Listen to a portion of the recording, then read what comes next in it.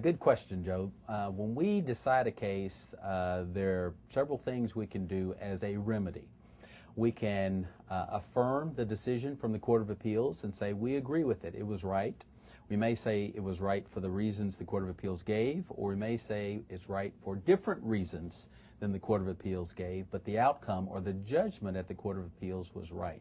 If we do that, that's called affirming the Court of Appeals opinion.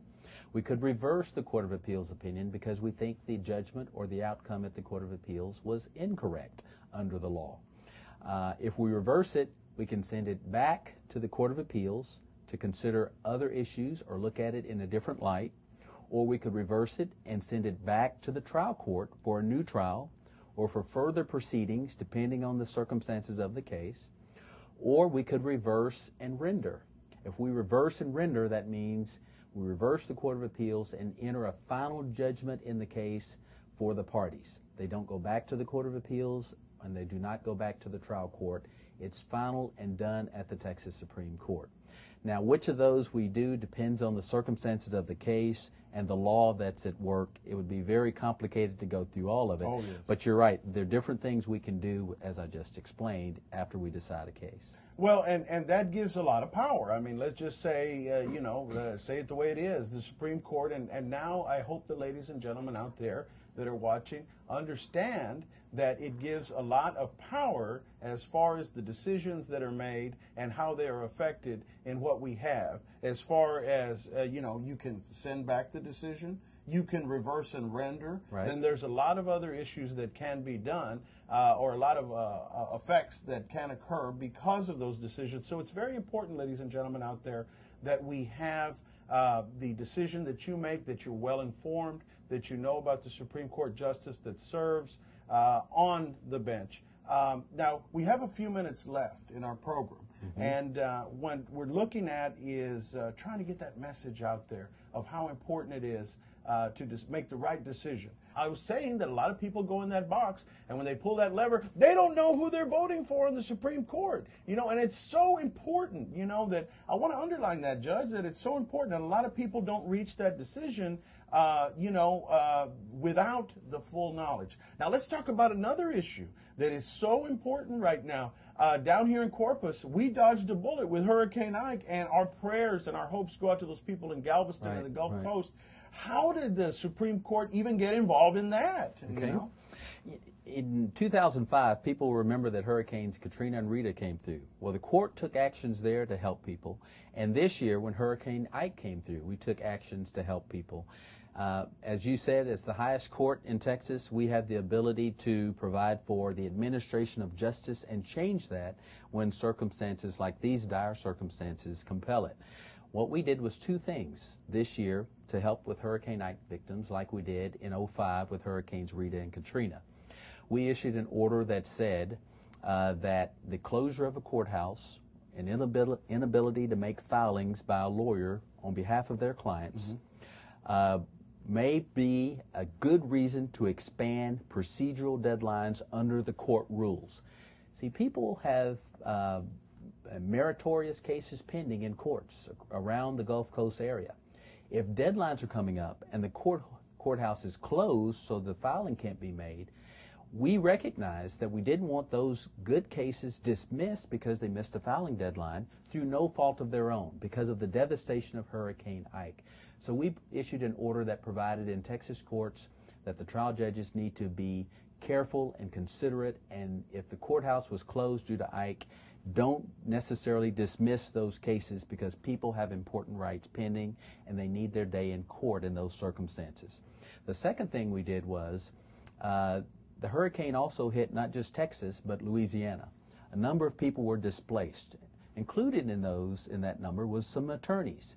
Well, like a good neighbor, in 2005 and this year, we said those attorneys that were displaced, offices destroyed, homes flooded, offices flooded, they couldn't get to their files, plus they were preoccupied with finding their families and relatives and making sure they were safe. We said after that, when the lawyers sit down and get ready to see what they need to do to protect their clients' rights, that although they would be practicing law in Texas because they were displaced, they would not be prosecuted for practicing law in Texas without a license for a 30-day period, because it only was fair and right that they have the ability to get their clients' files in order while they were here in Texas.